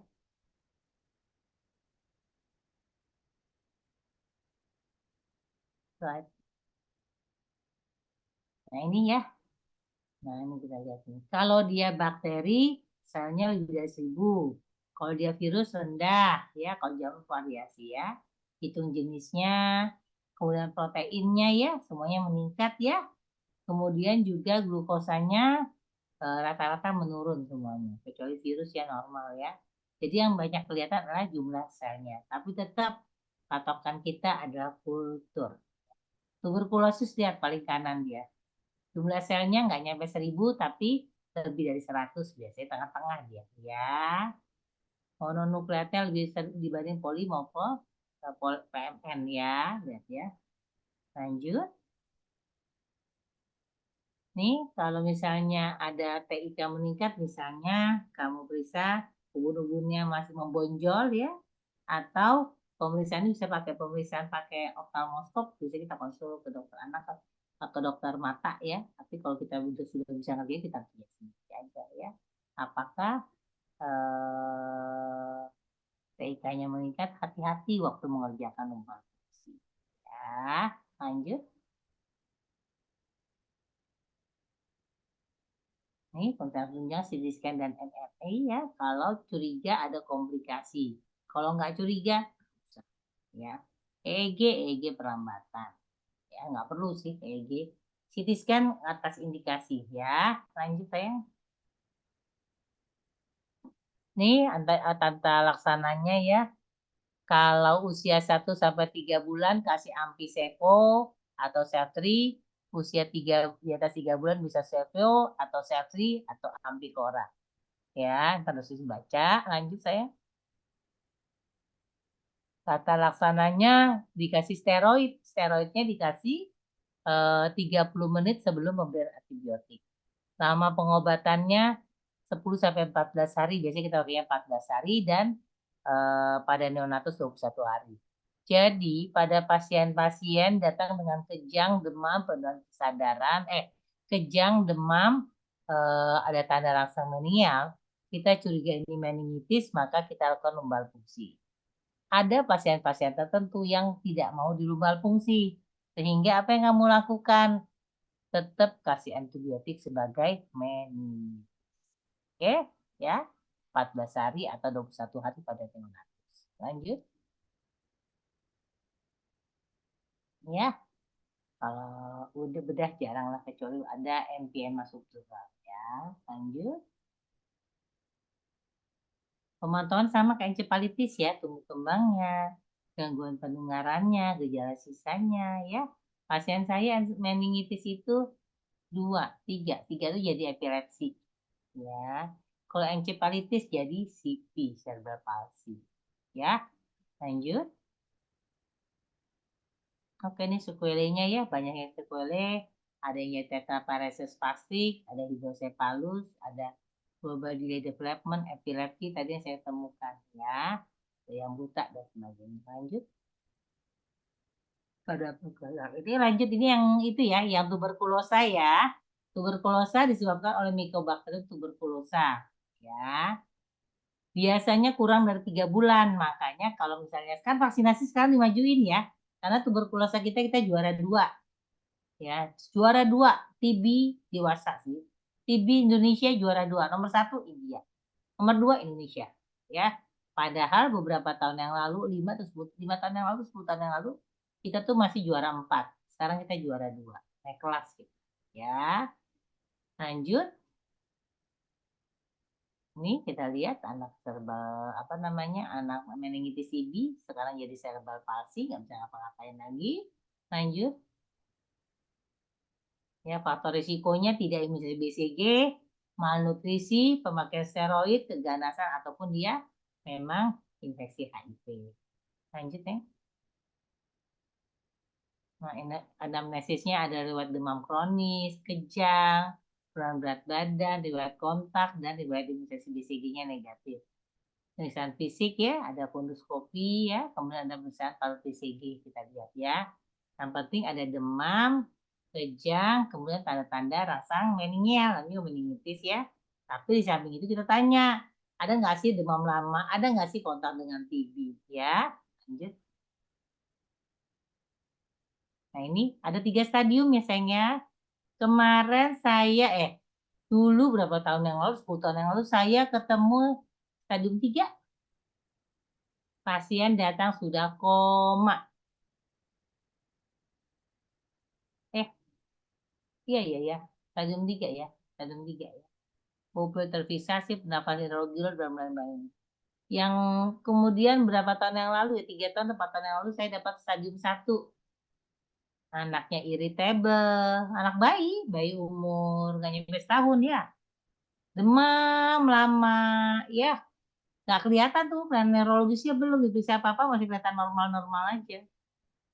Ternyata terus dan kontak nggak ada, BCG sudah, bingung kan? Tapi kok nggak ada ini BCG, scan BCG-nya nggak ada waktu saya periksa kan? Tapi kata ibu lengkap kok, lengkap dokter. Begitu di foto torak, ternyata miliar. Berarti kita curiga ke arah meningitis tuberkulosa. Stadium 1 waktu itu, ya kejangnya. Lanjut. Kalau 2 udah tanda rasa menialnya ya, periksanya itu biasa ya. Ada tarifilokat, ada leukositosis, kadang-kadang hiponatremi dan hipokalemi. Koreni. Ya, lanjut. Ini dia ya, tumbal fungsi. Nah, tadi kita bilang ya, kalau bakteri warnanya keruh, kalau dia virus warnanya jernih, kalau dia bakteri tuberkulosa warnanya tengah-tengah. Santokrom, apa tengah-tengah, kalau saya lihat kuning-kuningan aja, cuman nggak yang keruh ya. Ya, jumlah sel itu tadi kan, kalau si itu kan di atas 1000 ya. Kalau ini antara 10 sampai 250. Ya. Dan limfositosis ya. Sama kan tadi yang penting warnanya santokrom biasanya ya, enggak warnanya enggak jernih ataupun terlalu keruh. Lanjut. Ini kita bisa foto torak tadi saya bilangnya. Untuk tes EEG waktu ya. Lanjut. Yang penting kultur ya, diagnosa pastinya. Apapun itu kultur diagnosa pastinya. Lanjut saya. Nih pengobatannya selama 1 tahun. 2 RHZE 10 RH. 2 udah lewat itu kan ya? Udah belum lewat paru ya? Belum lewat pulmo ya? Kita pulmo deh. 2 bulan rifampicin INH pirazinamid etambutol plus selanjutnya 10 bulan rifampicin INH plus prednison selama 2 bulan. Ya. Kalau ada peningkatan TIK kasih manitol atau furosemid atau dexamethasone. Lanjut. Hidrosefalus kasih obatnya ini ya. Lanjut. Nah, nanti kalau sudah stabil, kejang udah ada, anaknya perbaikan, baru kita rujuk ke rehabilitasi bed. Ya. Lanjut. Nah ini ya, gejala sisanya ya tetap ada ya. Gejala sisa dari meningitis ya tetap ada. Kalau encephalitis tergantung kenanya usia berapa. Tapi kalau HSV gejala tetap ada. Lanjut. Mortalitasnya sekitar 10 sampai 20%. Pasien saya meninggal dua-duanya. Yang 1 sama 3. Justru yang nggak meninggal itu yang ketemunya 2, tapi bukan ketemu di saya. Saya itu udah tinggal kontrol rehab mediknya ya. Yang kedua, yang apa? Yang epilepsi itu satu lagi ada epilepsi juga. Itu juga alhamdulillah selamat, cuman ya memang jadi delay anaknya. Ya lebih telat bisa jalan sih, cuman ya anak telat lah kelihatan lah ujung-ujungnya tadi ada mental gitu ya. Lanjut. Oke. Makasih. Satu lagi yuk, Devi. Lewatin satu itu. Satu lagi yuk, Devi. Satu lagi yang mana ya, dokter? Tetanus. Neonatorium udah saya kirim kopi. Nanti kayaknya saya ngirim itunya nanti ini dia lebih di apa epilepsinya saya kasih yang satu lagi deh. Biar kalian nggak terlalu puyeng kepala. Tetanus Pi, terakhir. Bentar tetanus. Ya, yang penting ini. Kalau kalian tahu encephalitis itu kejang, demam, penurunan kesadaran. Kalau meningitis itu adalah kejang, ada tanda rangsang meningial. Gitu aja ya, cara mikirnya biar gampang ya. Kemudian kalau kejang, demam, sadar. Epilepsi, kejang, sadar. Oke? Ya, biar nggak lupa cara nyimpulinnya. Kalau ada pasien kejang, sadar, tidak ada penyebab yang lain, oh jangan-jangan ini epilepsi. Kalau pasien kejang, demam, sadar, oh berarti ini kejang demam. Kejang demam penurunan kesadaran, oh pasien ini encephalitis. Pasien kejang kemudian rangsang meningial positif, oh pasien ini meningitis. Gitu ya cara mikirnya ya, biar gampang. Oke lanjut. Tetanus neonatorum. Ini gambarnya. Mulut siapakah ini? Mulut bayi kena tetanus ya, boleh mencucu. Gitu. Kalau fotoan, cewek-cewek kalau fotoan kan begini kan. Ya. Kemudian lihat tuh badan bayinya kaku.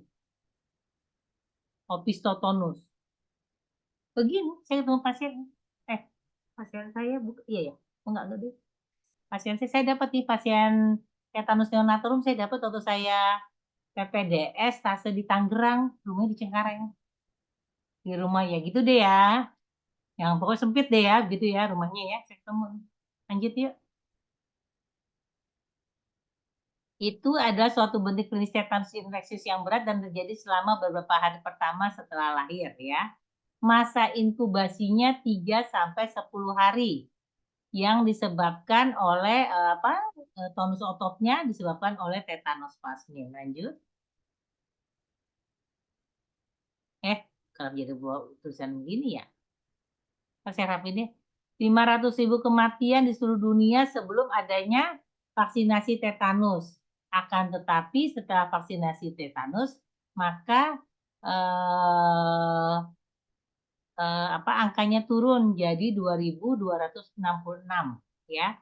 Kemudian di Indonesia juga angkanya turun dari 2.000 jiwa ya 7.200 jiwa ya menjadi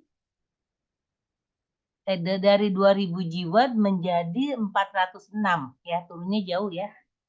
Turunnya jauh ya, dari 7.200 menjadi 406. Sorry, dari 7.200 menjadi 406. Slide. Ketikannya nggak benar. Lanjut. Ya, nih. Ini kita lihat nih gambarnya ya, Clostridium tetani ya, Bacil gram positif ya. Lanjut. Saya rapiin. Ini kita baca sendiri ya. Clostridium tetani masuk ke dalam tubuh bisa dari luka, bisa dari plasenta kalau pada tetanus ya. Kemudian bersimbiosis ya, membentuk eksotoksin ya. Kemudian beredar mengikuti persirkulasi darah ya. Kemudian toksin yang menyebar itu dapat menyebabkan ketegangan otot masester, menyebabkan trismus, mulutnya mencucu ya. Kemudian toksin juga diserap oleh ujung saraf sehingga menyebabkan kekakuan motorik ya. Kemudian juga masuk ke dalam medula spinalis menyebabkan kejang ya. Oke. Lanjut. Nah, ini kita baca ya tentang tetanolisin dan tetanus plasmin yang menyebabkan kekakuan itu ya, kan toksinnya yang keluar. Lanjut. Faktor risikonya bisa karena sterilisasi dan kebiasaan proses fatus dan penanganan pasca persalinan tidak kuat. Pasien saya itu bayi lahir brojol ya, karena ibunya brojol gitu ya. Yang nolong itu bukan bidan, bukan orang petugas kesehatan. Yang nolong itu entah dukun bayi. Saya rasa bukan dukun bayi, saya nggak jelas itu dukun bayi atau bukan. Nolong katanya mungkin pakai gunting yang seadanya. Jadi bukan gunting kita, bukan gunting steril kita. Kita punya gunting steril kan. Main pakai gunting biasa, main celupin ke air panas. Katanya steril potong, tok gitu loh. Nah, itu kejadiannya. Ya, lanjut. Ini dia manifestasi klinisnya ya. Tubuh bayi panas, yang semula mau menetek jadi trismus yang menetek, mulutnya mencucu ya. Kejang terutama bila terkena rangsangan ya. Kadang-kadang disertai sesak nafas, kaku kurus sampai opistotonus kayak tadi tuh. Yang kaku gitu ya. Lanjut. Lanjut saya. Ini gambarnya tuh. Yang di atas tuh. Mulutnya mencucu atau trismus. Ya. Yang kanan opistotonus sampai melengkung tuh, lihat gambarnya. Ya. Yang ke bawah itu gambaran Rhesus sardonicus. Ya. Lanjut. Nah, pemeriksaan penunjangnya pakai kultur bakteri ya, tetap kultur ya. Dan antitoksin serum. Lanjut. Lebih banyaknya kultur bakteri. Klinis ya, lebih banyak klinis ya. Nah, diagnosisnya awalnya bayinya lahir biasa-biasa aja, mau netek ya sama 2 hari. Kemudian hari ketiga baru muncul tuh, tiba-tiba nggak bisa netek, mulutnya mulai mencucu, kemudian kejang rangsang, terakhir kejang perut. Pasien saya kejang perut. Ya, lanjut. Nih, kita kategorikan ada tetanus sedang dan tetanus berat ya. Kalau sedang sudah usia 1 minggu, kalau yang berat masih di bawah 7 hari ya. Frekuensi kejang nih, kalau pasien saya kasih aja usianya waktu itu 4 hari, kejangnya terus-terusan masih kejang, mulutnya mencucu, opistosonus ya. Kemudian tali pusatnya kotor, masuk yang berat pasien ini. Dan kejangnya nggak berhenti-henti, pakai obat udah terus-terusan. Ya, kalau yang sedang itu lebih dari 1 minggu, kemudian apa namanya frekuensi kejangnya kadang-kadang, saya sering ya. Lanjut saya. Nah, ya, yang penting bayinya begitu lahir harus lahir sehat dulu ya, terus masih mau netek ya. Hari kedua, hari ketiga baru dia berubah ya. Lanjut, minimal 2 hari ya. Tata laksananya apa? Orang kejang-kejang pakai apa? A, B, C. RW, breathing, circulation. Oksigen, sirkulasi yang diperbaiki. Kalau sering kejang juga kita kasih diazepam waktu itu tata laksananya ya. Kalau nggak salah saya sudah sampai maksimal waktu itu akhirnya waktu ke profesor dosisnya dinaikin. Kan maksimal tuh 15 mg per kilogram. Waktu saya konsul ke profesor katanya udah kasih aja sekian tapi kamu observasi. Nah lu kan saya. Waktu itu ya kejadiannya ya. Kemudian dikasih ATS, kasih antibiotik, ampicillin, kemudian tali pusatnya dibersihkan. Slide.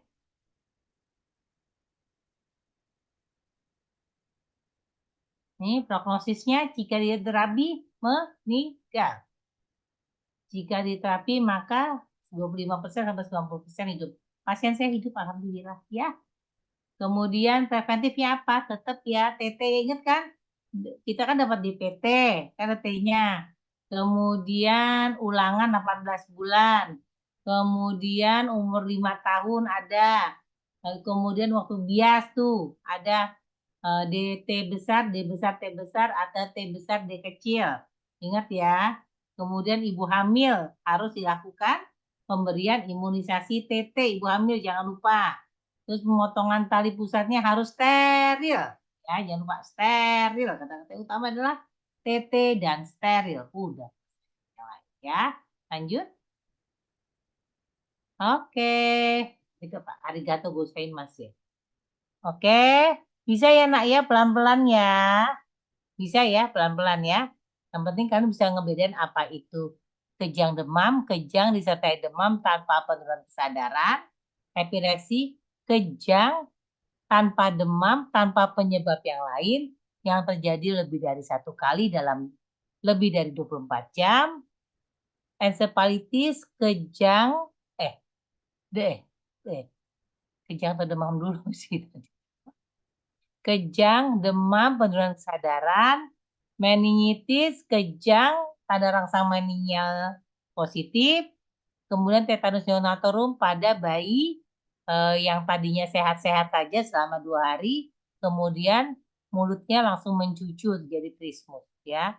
Lalu terjadi kejang rangsang dan kejang yang terjadi spontan. Oke? Saya rasa cukup ya, Devi. Baik, terima kasih semuanya. Nanti yang untuk epilepsi saya kasih yang lebih sederhana, Devi deh, jangan yang itu. Saya kasih yang lebih sederhana ya nanti ya. Saya kirim ke kamu sorean dikit ya, Devi ya. Ya, saya perbaikin dulu ya. Baik, saya rasa sudah cukup. Kita tutup pertemuan pada pagi hari ini dengan ucapan hamdalah.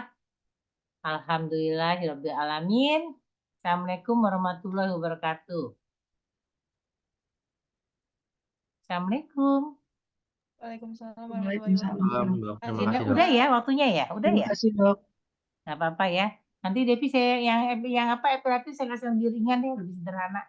Itu keberatan tuh buat spesialis itu ya. Nah, izin Dev ya.